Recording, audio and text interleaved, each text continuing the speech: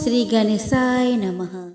जय भोलेनाथ। नमस्कार दोस्तों आप सभी को अमावस व्रत की हार्दिक शुभकामनाएं। दोस्तों आज इस वीडियो में मैं आपको अमावस्या व्रत कथा को सुनाऊंगी। इस कहानी को सुनने मात्र से जीवन से सभी दुखों का अंत हो जाएगा। दोस्तों अगर जीवन में सुख एवं समृद्धि चाहते हैं तो इस कथा को आप अंत तक जरूर सुनिएगा। इस कथा में बताए अनुसार अमावस्या का व्रत करें। दोस्तों अमावस्या के व्रत करने से दुख आपको छू भी नहीं सकती। तो चलिए दोस्तों इस वीडियो में हम श्रवण करें अमावस्या व्रत कथा की। दोस्तों एक साहूकार के 7 बेटे और 7 बहुओं के साथ एक बेटी भी थी। साहूकार के घर रोज एक जोगी आता था जिसे साहूकार की बहू भिक्षा देती थी। उस जोगी को जब साहूकार की बेटी भिक्षा देने आती तो वह उससे भिक्षा नहीं लेता था और कहता था कि तेरे भाग्य में सुहाग की जगह दुहाग लिखा है। लड़की को उस जोगी की यह बात बहुत बुरी लगती और एक दिन वह अपनी माँ से रोते रोते जोगी की बात बताती है। सारी बात सुनकर माँ कहती है कि कल जब जोगी आएगा तब मैं सुनती हूँ कि वह क्या कहता है और क्यों कहता है। अगले दिन फिर जोगी आता है तो साहूकार ने छिप कर बैठ जाती है और लड़की को भिक्षा देने भेजती है। जोगी उससे भिक्षा नहीं लेता और फिर वही बात दोहराता है कि तेरे भाग्य में सुहाग के बजाय दुहाग लिखा है। लड़की की माँ बाहर निकल कर आती है और जोगी से कहती है कि एक तो हम तुझे भिक्षा देते हैं और तू हमें गाली देता है। जोगी कहता है कि मैं गाली नहीं दे रहा, जो सच बात है वही कह रहा हूँ। इसके भाग्य में जो लिखा है मैं वही सच आपको बता रहा हूँ। सारी बातें सुनने पर लड़की की माँ कहती है कि जब तुझे सारी बात पता है तो इससे बचने का उपाय भी तो पता होगा, वह बता। जोगी कहता है कि 7 समुद्र पार एक धोबन रहती है जिसका नाम सोना है। वह अमावस्या का व्रत करती है। अगर वह आकर इसे फल दे दे तभी इसका दुहाग टल सकता है, अन्यथा विवाह के समय सर्प काटने से इसके पति की मृत्यु हो जाएगी। सारी बातें सुनकर माँ रोने लगी और सोना धोबिन के तलाश में निकल गई। चलते चलते रास्ते में तेज धूप पड़ रही थी जिससे बचने के लिए वह एक पीपल के वृक्ष के नीचे बैठ गई। उसी वृक्ष पर एक गरुड़ के बच्चे अपने घोंसले में थे। एक सांप आया और गरुड़ के बच्चे को खाने के लिए लपका, लेकिन साहूकारनी ने उस सांप को मारकर बच्चों की रक्षा की। कुछ देर बाद गरुड़नी आई और सब जगह खून देखकर साहूकारनी को चोट से मारने लगी। साहूकारनी बोली कि एक तो मैंने तेरे बच्चे को सांप से बचाया और तू मुझे ही मार रही है। सारी बातें जानने पर गरुड़नी बोली कि तूने मेरे बच्चों की रक्षा की है, इसीलिए मांग जो चाहती है। साहूकारनी गरुड़नी से कहती है कि मुझे 7 समुद्र पार सोना धोबिन के यहाँ छोड़ दो, और गरुड़नी ने वैसा ही किया। साहूकारनी वहाँ पहुँच तो गई लेकिन सोचने लगी कि इसे कैसे मनाऊं। सोना धोबिन की भी 7 बहुएं थी, लेकिन घर के काम को करने के लिए सदा आपस में ही लड़ती झगड़ती रहती थी।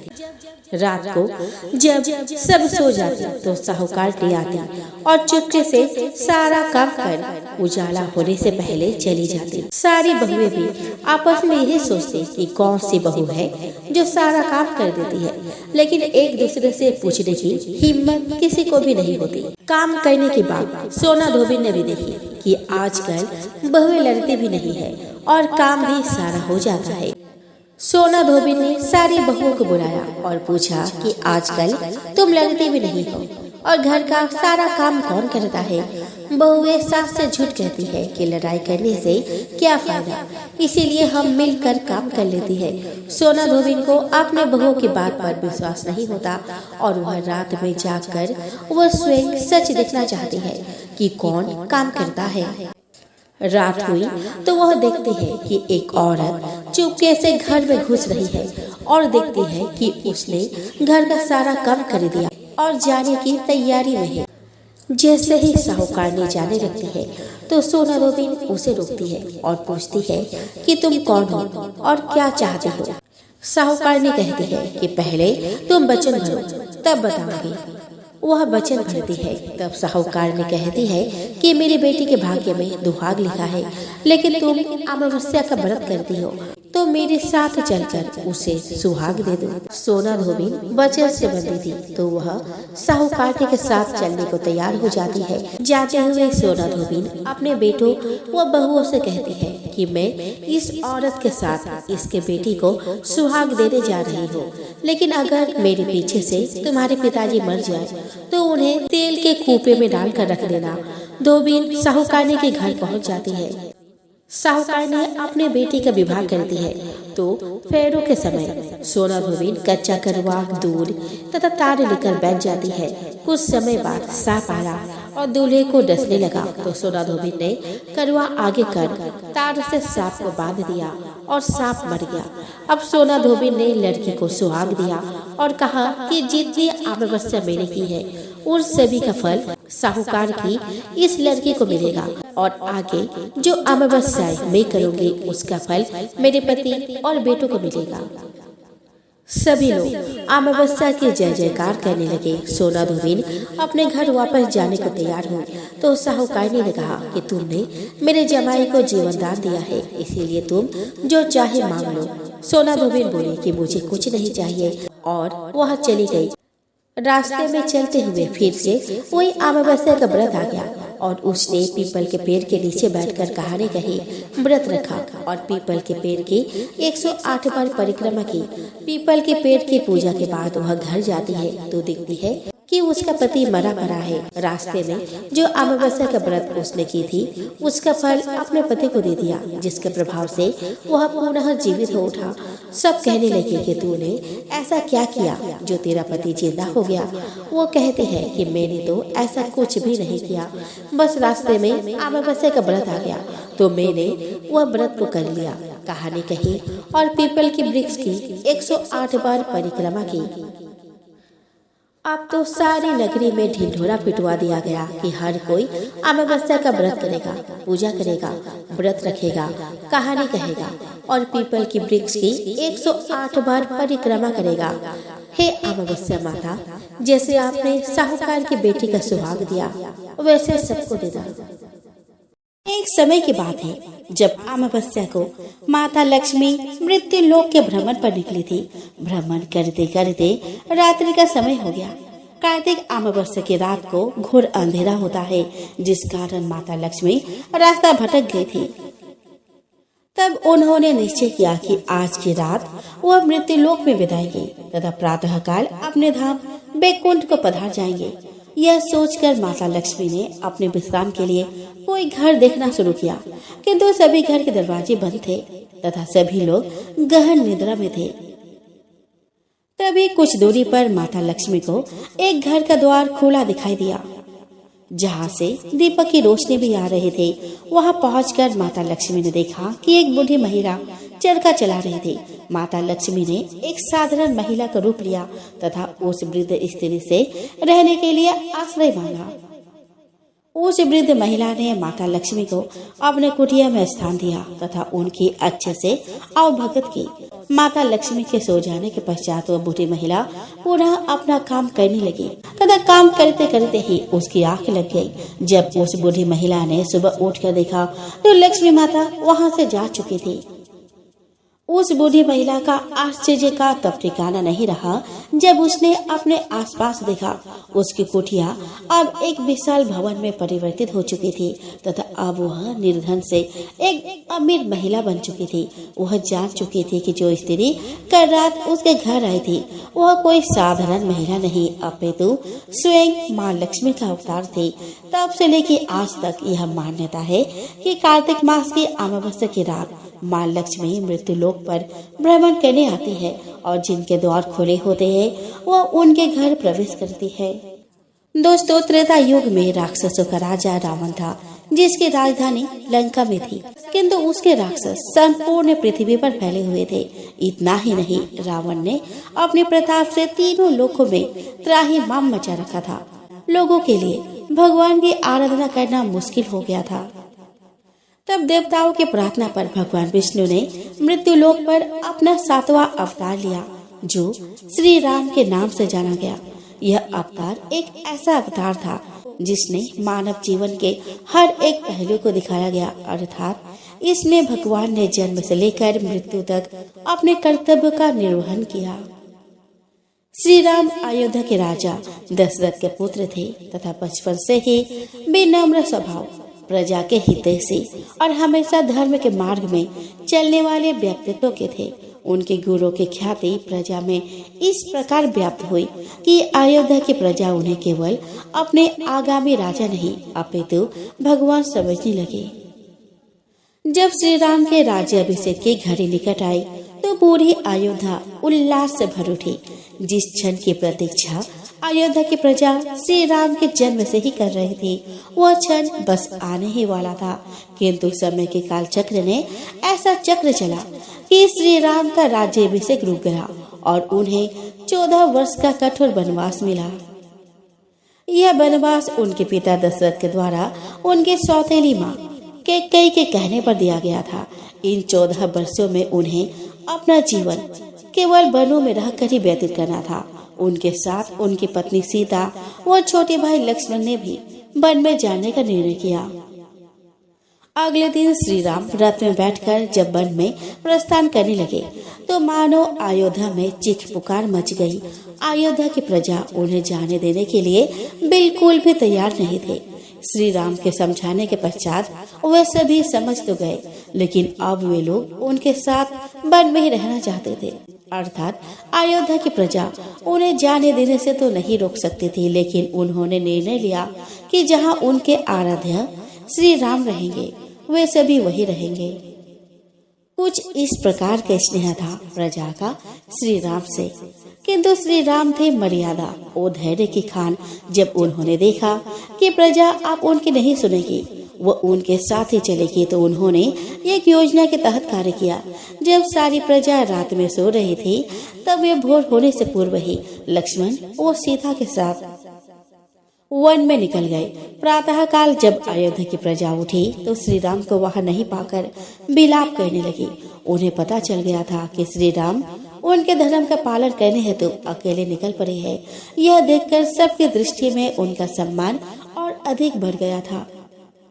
इसके पश्चात श्री राम ने अपने पिता के वचनों का पालन करते हुए 14 वर्ष वनवासी के रूप में एक कठोर जीवन व्यतीत किया। वे प्रतिदिन भूमि पर सोते, कंदमूल खाते व पूजा पाठ करते। इसी के साथ वे जहाँ रह रहे थे वहाँ से उन्होंने राक्षसों का सफाया करना भी शुरू कर दिया और एक एक करके पूरी भारत भूमि को राक्षस विहीन कर दिया। अब संपूर्ण भारत भूमि श्री राम की कृपा से राक्षस मुक्त हो चुकी थी, किंतु राक्षस राजा लंका में अभी भी जीवित था। श्री राम के वनवास के अंतिम वर्ष में रावण ने धोखे से माता सीता का अपहरण कर लिया और उन्हें अपने पत्नी बनाने के उद्देश्य से लंका ले गया। जब श्री राम को इसका पता चला तो उन्होंने किष्किंधा के बानर राजा सुग्रीव के साथ मित्रता कर लंका पर चढ़ाई कर दी। श्री राम ने रावण की राक्षस सेना के साथ युद्ध करने के लिए केवल नीति व नियमों का ही आश्रय लिया। उनके पास सुग्रीव के वानरों की सेना थी, जिनके सामने राक्षसों की सेना अति विशाल भीमकाय वो अधिक शक्तिशाली थी। किंतु श्री राम फिर भी विचलित नहीं हुए तथा रावण की सेना के साथ युद्ध किया। एक एक करके श्री राम ने रावण के सभी योद्धाओं, भाई पुत्रों इत्यादि का वध कर दिया तथा अंतिम दिन रावण का भी वध हो गया, जिसे हम दशहरा के रूप में मानते हैं। रावण वध के पश्चात आधिकारिक तौर पर श्री राम लंका के राजा थे और उन्हें यह पद मिल भी गया था, लेकिन उन्होंने राज्य स्वीकार करना तो दूर नगर में भी जाना उचित नहीं समझा। ऐसा इसीलिए क्योंकि उन्हें अपने पिता के वचन का पालन करते हुए 14 वर्ष की अवधि पूर्ण होने से पहले किसी भी नगर में जाना वर्जित था। इसी के साथ उन्होंने कहा कि उनका लक्ष्य लंका पर अधिकार करना नहीं, अपितु अपने भार्या सीता को सम्मान सहित वापस लाना, वो आत्तायो राक्षस रावण वो उसके सेना का अंत करना था। तत्पश्चात उन्होंने लंका का राज्य रावण के ही छोटे भाई विभीषण को सौंप दिया, जो धर्मावलंबी राजा था। रावण वध की सूचना पूरे विश्व में फैल गई, क्योंकि उसके आतंक से सभी भयभीत थे। जब यह सूचना अयोध्या पहुंची और उन्हें पता चला कि उनके आराध्य श्री राम ने राक्षस राजा रावण का अंत कर धरती को पाप मुक्त कर दिया है, तो उनकी खुशी का कोई ठिकाना नहीं रहा। इसके साथ ही अब श्री राम के पुनः अयोध्या आने वो वहाँ का राज सिंहासन संभालने की घड़ी नजदीक आ चुकी थी। जिस दिन श्री राम को वापस आना था, उस दिन अयोध्या की प्रजा को मानो दिल की धड़कनें रुक गई थी। वह पूर्ण अमावस्या की रात थी, जिस दिन वर्ष की सबसे काली रात होती है। किंतु अयोध्या की प्रजा ने अयोध्या को इस प्रकार रोशनी से नहला दिया था कि वह आसमान से भी दिखाई पड़े। 14 वर्षों से अयोध्या की प्रजा की आंखें इसी क्षण की प्रतीक्षा कर रही थी कि कब उनके श्री राम वापस आएंगे। इसी के साथ अब तो 14 वर्षों से अयोध्या की प्रजा की आंखें इसी क्षण की प्रतीक्षा कर रही थी कि कब उनके श्री राम वापस आएंगे। इसी के साथ अब तो वे राक्षस राजा रावण का वध करके लौट रहे थे, तो उनकी खुशी भी दोगुनी हो गई थी। इस उपलक्ष्य में उन्होंने अपने घरों, चौराहों, अयोध्या के राजमहल को दीपक की रोशनी से सजा दिया था और वह अंधेरी रात भी जगमगा उठी थी। एक नगरी में एक राजा रहता था। उसकी प्रजा तथा उसका परिवार बहुत ही खुशहाल जीवन व्यतीत कर रहा था। राजा की पत्नी बहुत ही धार्मिक विचारों वाली थी और अपनी प्रजा को देखकर बहुत खुश थी। राजा के महल के सामने एक साहूकार की हवेली थी। रानी और साहूकार की पत्नी सहेलियों की तरह रहते थे एवं सहेलियों की तरह एक दूसरे से बातें करती रहती थी। एक दिन साहूकार की हवेली से साहूकार की पत्नी की रोने की आवाज आई। रोने की आवाज सुनकर रानी ने राजा को इसका कारण पूछा, तो राजा ने बताया कि साहूकार के पुत्र की मृत्यु हो गई है, जिस वजह से साहूकार की पत्नी दुखी है और दुख के कारण रो रही है। इस बात को सुनने के बाद रानी ने कहा कि आखिर दुख क्या है, वह क्यों रो रही है। यह बात सुनने के बाद राजा को समझ में नहीं आ रहा था कि वह रानी को किस तरह समझाए कि दुख क्या होता है। राजा ने रानी को कहा कि जिस दिन तुम्हारे पुत्र की मृत्यु होगी, उस दिन तुम्हें पता चल जाएगा कि दुख क्या होता है। राजा ने कहा, तुम अपने पुत्र को मार दो, तभी तुम्हें दुख के बारे में पता चलेगा। यह बात सुनने के बाद रानी ने अपने पुत्र को महल से नीचे गिरा दिया। भगवान की कृपा से रानी का पुत्र किसी ढेर पर गिर गया और उससे कुछ नहीं हुआ। पुत्र को देखने के बाद रानी ने फिर से वही प्रश्न राजा से पूछा। तब राजा ने कहा कि पड़ोसी राज्य से युद्ध हो रहा है, मैं उस युद्ध में अकेला जाऊंगा। जब मेरी मृत्यु की खबर तुम तक पहुंचेगी, तब तुम्हें एहसास हो जाएगा कि दुख क्या होता है। राजा युद्ध के लिए चला गया, परंतु भगवान की कृपा से वह जीत गया।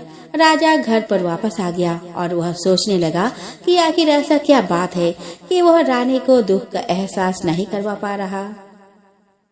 इसके बाद राजा ने रानी को बुलाकर कहा कि वह दोनों गंगा यात्रा के लिए जाएंगे, इसीलिए रानी तैयार हो जाए और गंगा किनारे जाकर वह गंगा में कूद जाएगा। रानी ने गंगा यात्रा की तैयारी शुरू कर ली। दूसरी तरफ कैलाश में भगवान शिव ने सती को कहा कि मैं कल युग में तुम्हें सुख आत्मा के दर्शन करवा दूंगा। यह कहने के बाद भगवान शिव जी ने बकरी का और माता पार्वती ने बकरी का रूप धारण कर लिया। इसके बाद वह नदी किनारे घास चरने लगे। वहीं पर राजा अपने रानी के साथ आ गया। राजा तथा रानी ने वह भोजन किया और विश्राम करने लगे। उस समय राजा पानी लेने चला गया। वहीं पर माता पार्वती ने शिव जी से कहा कि रानी दुख दिखना चाहती है और भगवान से पूछने लगी कि रानी को दुख का एहसास क्यों नहीं हो रहा। रानी ने पशुओं को मनुष्य के बोली बोलते हुए सुन लिया। उसने सुना कि भगवान शिव माता पार्वती से कह रहे थे कि रानी ने अमावस का व्रत किया था, जिस कारण उसको दुख नहीं भोगना पड़ रहा। पिछले जन्म में रानी ने अमावस्या का व्रत किया और इस जन्म में वह अब सुख भोग रही है। इसके बाद उन्होंने कहा कि वह राजा गंगा में भी नहीं मरेगा। रानी ने यह बातें सुनने के बाद राजा को सारी बातें बता दी। इसके बाद राजा रानी महल वापस आ गए। राजा ने अपने प्रजा को भी अमावस के व्रत करने की आज्ञा दी और कहा कि जो भी मनुष्य अमावस्या का व्रत करेंगे उन्हें हमेशा सुख समृद्धि हासिल होगी।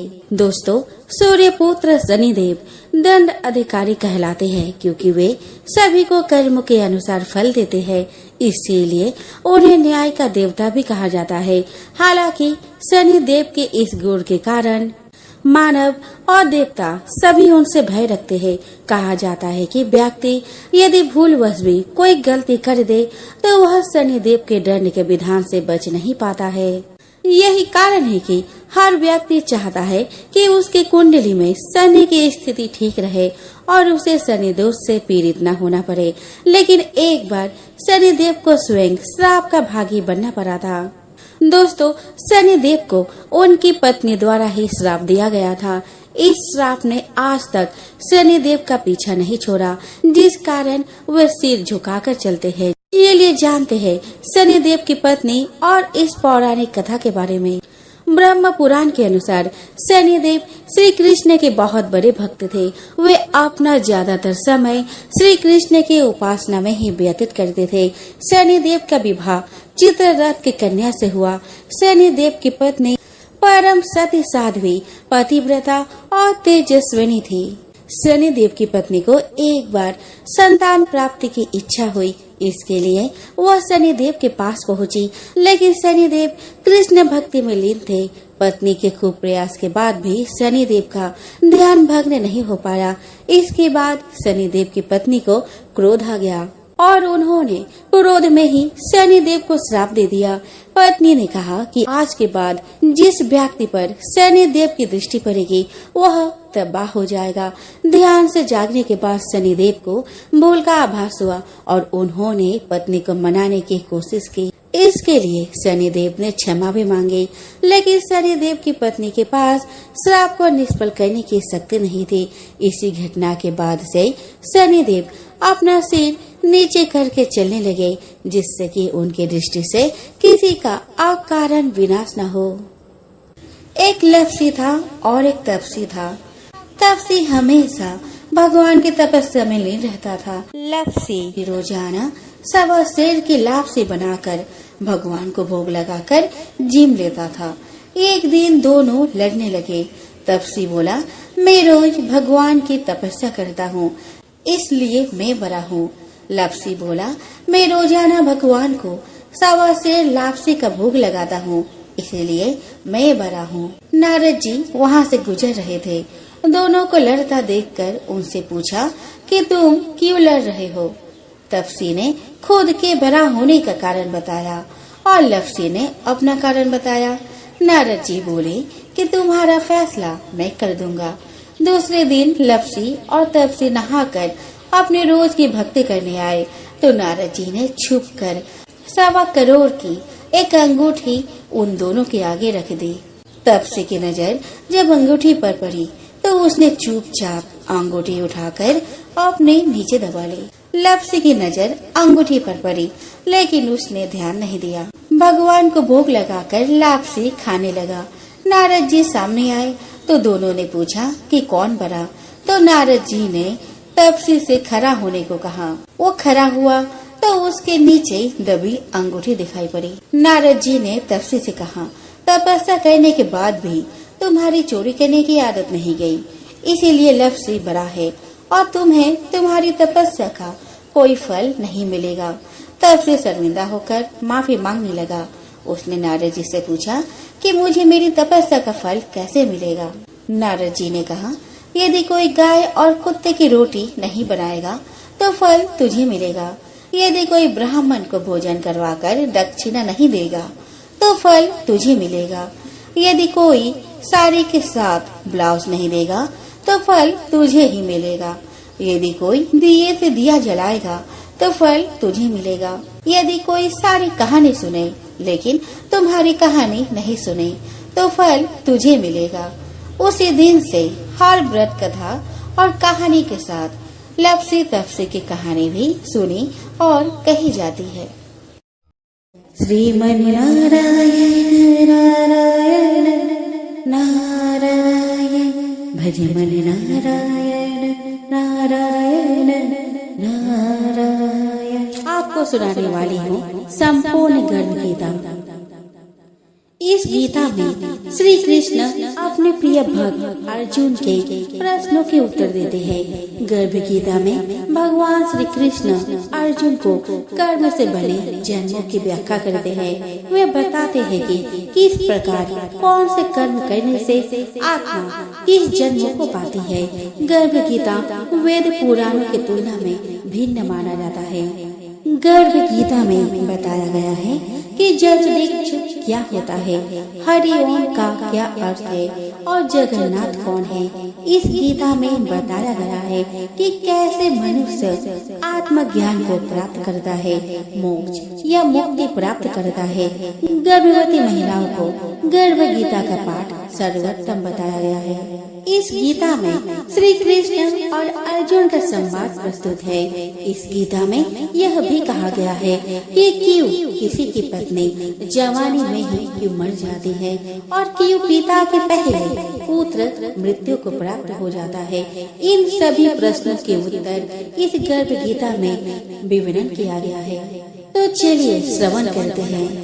गर्भ गीता की शुरुआत में अर्जुन भगवान से यही प्रश्न पूछते हैं कि आत्मा का पुनः जन्म क्यों होता है, इस जन्म में उसके क्या कर्तव्य होते हैं, किन पाप कर्मों के कारण यह जीवन में अनेक दुखों को पाता है और किन कर्मों के कारण वह जीवन में अनेक सुखों की प्राप्ति करता है और अंत में वह कौन सा मार्ग है जिसके द्वारा वह मोक्ष और मुक्ति को प्राप्त करता है, अर्थात वह आत्मा कब भगवान में ही लीन हो जाती है और उस आत्मा का जन्म मरण का सारा दुख समाप्त हो जाता है। परंतु जिसे मुक्ति नहीं मिलती उन्हें अलग अलग योनियों में जन्म लेकर अपने अच्छे और बुरे कर्म को भोगना पड़ता है। अर्जुन कहते हैं, हे भगवान कृपया बताएं कि जीव जब गर्भ में आता है तो वह किस पूर्व कर्म के कारण आता है। हे मधुसूदन, प्राणी जन्म के पूर्व गर्भावस्था पर कष्ट भोगता है और जन्म लेते समय भी असहाय कष्ट पाता है। इसके उपरांत वह संसार में रहकर रोग पीड़ा भोगता है, उसे बुढ़ापा आता है, प्राणी की मृत्यु भी होती है। अस्तु प्रभु जी, कृपया यह बताएं कि वे कौन से कर्म हैं जो प्राणी को जन्म मरण से रहित बनाते हैं।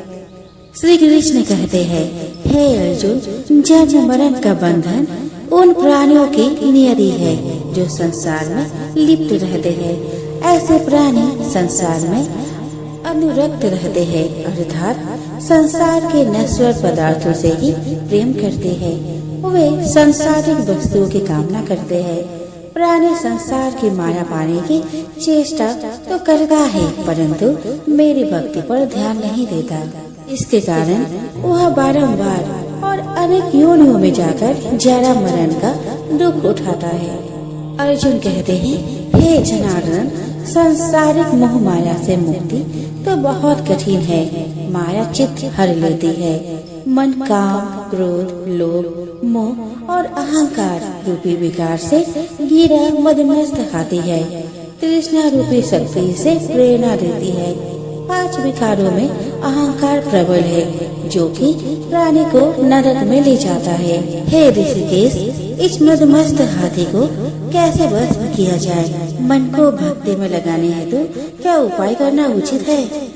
श्री कृष्ण कहते हैं, हे धनंजय, जैसे मदमस्त हाथी को भस्म करने के लिए अंकुश की आवश्यकता होती है, उसी प्रकार मन को वश में करने के लिए अभ्यास द्वारा ज्ञान प्राप्त करना आवश्यक होता है। भक्ति और ज्ञान बराबर अभ्यास करते रहने पर ही प्राप्त होते हैं। अर्जुन कहते हैं, हे मधुसूदन, आपके भक्ति के लिए कोई वन खंडों में जा रमते हैं और कोई बैरागी बनकर स्थान स्थान पर भ्रमण करते रहते हैं। हे प्रभु, कृपया बताएं कि आपकी भक्ति कैसे मिल सकती है?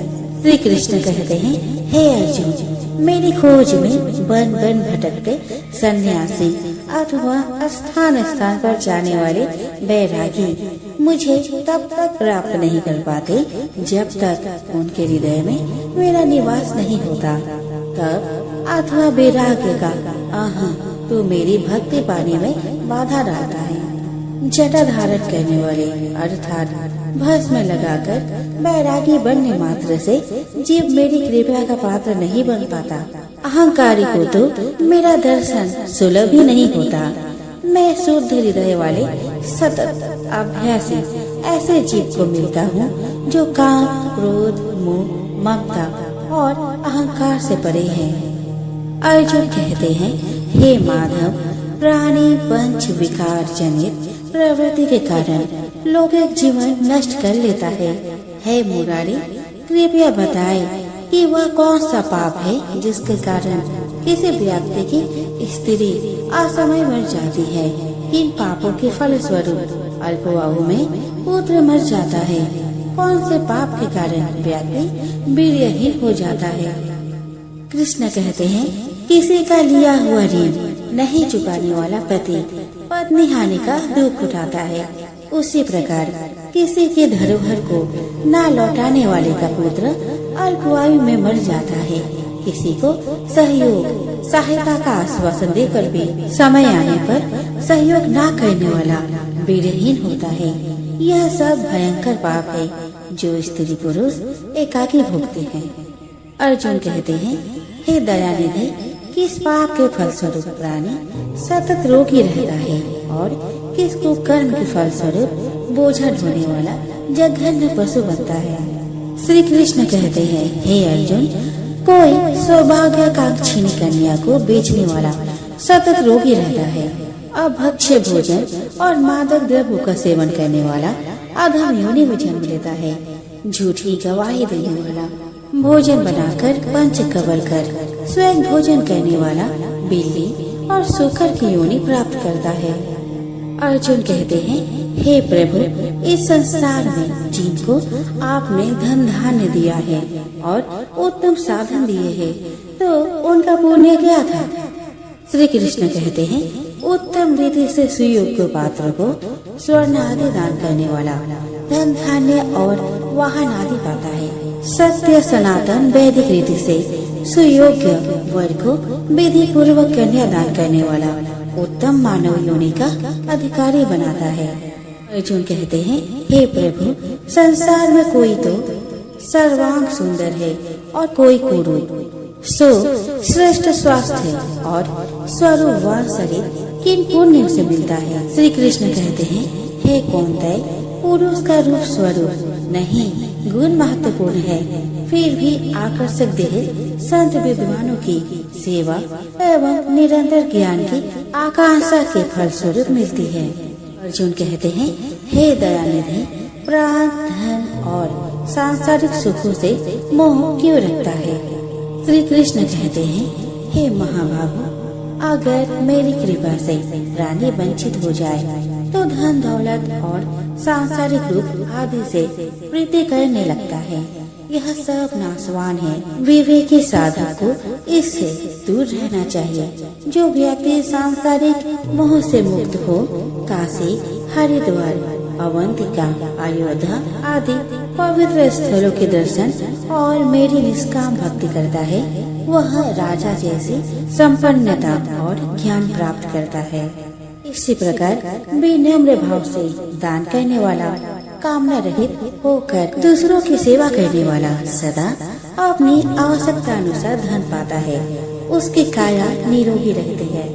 अर्जुन कहते हैं, हे प्रभु, प्राणियों में रक्त विकार, खंड, वायु, अंधा अथवा पंगुता का कारण क्या है, बताने की कृपा करें।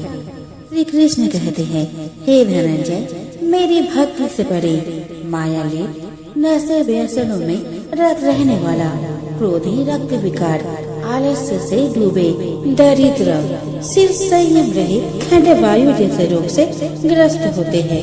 पतिव्रत धर्म का उल्लंघन करने वाली स्त्री और संयम रहित पति में पंगुता, ज्योतिहीनता आती है। अर्जुन कहते हैं, हे जगत गुरु, कृपया करके गुरु दीक्षा के विषय में कुछ बताए। श्री कृष्ण कहते हैं, हे कौंतेय, तुम धन्य हो और धन्य है तुम्हारी माता। तुम्हारा ये प्रश्न संसार के लिए कल्याणकारी है। हे पार्थ, संयमी और इंद्रियों को वश में करने वाला कोई सिद्ध पुरुष जो इस भक्ति और परोपकार में लगा हो, गुरु रूप में धारण करे। अपने गुरु के मार्गदर्शन में मेरी आराधना कर व्यक्ति गुरु कृपा से मेरी भक्ति पाता है। ऐसे गुरु से विमुख प्राणी सप्तग्राम को मारने का पाप भोगता है। उसका मुख देखना भी पाप है। जैसे मदिरा भांड से सटा गंगा जल अशुद्ध हो जाता है, उसी प्रकार गुरुद्रोही गृहस्थ साधक की साधना निष्फल रहती है। ऐसे व्यक्ति कुकर, सूकर, काक आदि योनियों को पाता है। वह अजगर के समान आलस्य में डूबा तिरस्कार पाता है। अतः गुरु आज्ञा पालक साधनशील व्यसन रहित जीवन व्यतीत करना चाहिए। हे धनंजय, गुरु दीक्षा बिना साधक का उद्धार नहीं होता है।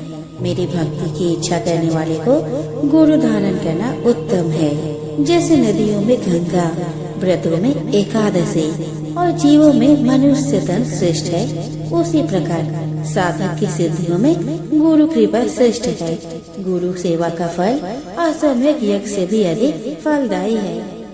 प्रसंग है कि साधु, गृहस्थ, इंजीनियर, अध्यापक, डॉक्टर, वकील, राजनेता, वैज्ञानिक ये सभी बच्चे के रूप में अपनी माता से ही जन्म लेते हैं और उन्हीं की गोद में संस्कार पाते हैं।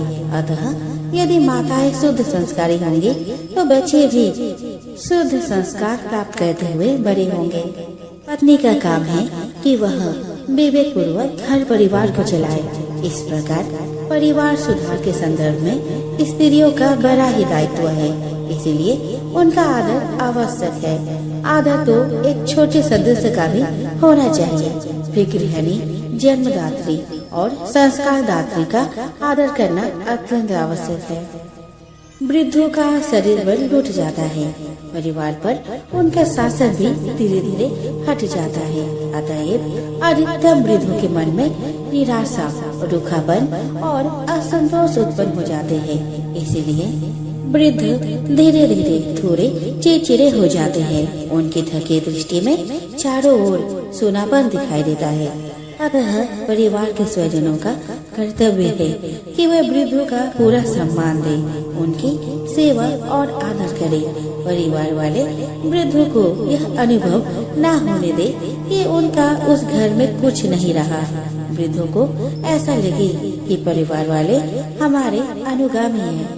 दूसरी बात, 10 दिनों बाद तुम भी वृद्ध हो जाओगे। जो आज वृद्धों की आवश्यकता है वही तुम्हें 10 दिनों के बाद चाहिए।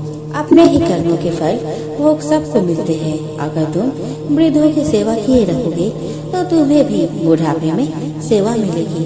अपने को सेवा की आवश्यकता पड़े या ना पड़े, हम वृद्धजनों की सेवा करें और उन्हें सम्मान दें। गृहस्थ और मठाधीशों का परम कर्तव्य है दरवाजे पर आए हुए अतिथि एवं अभ्यागत का यथा योग्य सत्कार करना। यह भारतीय नीति शास्त्र का नियम है। अभ्यागत गुरु के समान आदरणीय है। जहाँ अभ्यागत का आदर व सम्मान नहीं होता, वे परिवार तथा समाज उस जमीन की तरह उन्नतिहीन हो जाते हैं। अतिथि सत्कार से सुकीर्ति और संपत्ति बढ़ती है। जहाँ शाम को इकट्ठे होने पर अपने विचारों और बातों को एक दूसरे के सामने रखते, एक दूसरे के सामने पढ़ने पर गंभीर हो जाते हैं। एक साथ न भोजन करते और न बैठते हैं। समझ लो ऐसा परिवार एवं समाज का विघटन शीघ्र होने वाला है। परिवार एवं समाज के लोग जब शाम को इकट्ठे होते हैं तब वे यदि एक दूसरे से हंस हंस कर बातें करते हैं तो मालिक को अपने अपने कर्मों का लेखा जोखा देते तथा एक दूसरे को निश्चल होकर बताते हैं। तब यह निश्चित समझा जाता है कि इस परिवार एवं समाज के लक्षण शुभ है। कोई व्यापार घाटे में चले तो यह कोई व्यापार नहीं। व्यापार वही सफल है जिसमें मूलधन तो बना ही रहे किंतु मुनाफा में निरंतर वृद्धि होती जाए। अधिकतम लोगों का यह व्यापार घाटे में ही चलता है। अधीर अवस्था में जो कुछ प्रसन्नता से वह सब भी बुढ़ापे में काफूर हो जाती है। इस प्रकार मानव जीवन रूपी व्यापार निरंतर घाटे में चलकर अंत में इसका दिवाला बिक जाता है। बहुत कामना अहंकार प्राणियों से द्वेष, बात बात में क्रोध एवं द्रोह, असहनशीलता, कुछ भी घाटा न उठाकर थोड़े थोड़े में मुकदमेबाजी आदि करके लोग अपनी जिंदगी को नर्क के जैसा बना लेते हैं। हंस हंस कर प्रसन्नता में जीने योग्य जीवन को ईर्ष्या, द्वेष, दुख, संताप में जल जल कर जीते हैं। सब भौतिक सुख सुविधाओं के आ जाने पर भी संसार के अधिकतर लोग निरंतर नरक में जीते हैं। ईर्ष्या, द्वेष, कलह, बेमनस्य, वेद, चिंता, मानसिक उलझन आदि से लोग निरंतर पीड़ित रहते हैं। मनुष्य के अंदर जितना स्वार्थ तीव्र होगा वह उतना ही राग द्वेष का शिकार होगा और ऐसा आदमी कभी शांत नहीं हो सकता। धन चाहे थोड़ा हो परंतु मन पवित्र हुए बिना जीवन में सुख नहीं मिलता। मन की पवित्रता के लिए संतों एवं सज्जनों की संगति और मन में शुद्ध और अच्छे विचार चाहिए। जीवन का आखिरी हिस्सा बुढ़ापा है। कहा जाता है कि अंत अच्छा तो सब अच्छा, परंतु दुर्भाग्य है कि अधिकतम लोगों का बुढ़ापा सर्वाधिक दुखपूर्ण हो जाता है। तो दोस्तों यही पे मेरा ये वीडियो समाप्त होता है। आशा करती हूँ कि आपको हमारी ये वीडियो अच्छी लगी हो। जाते जाते मैं आप सभी को कहना चाहती हूँ, सभी को गर्भ गीता का अनुशीलन अवश्य करना चाहिए। साथ ही यह मान्यता भी है कि जो गर्भवती महिलाएं गर्भ गीता का श्रवण करती है उसका गर्भस्थ शिशु अच्छे संस्कार ग्रहण करता है। जन्म लेने के बाद वो आदर्श जीवन व्यतीत करता है। हमारी वीडियो को अंत तक सुनने के लिए धन्यवाद।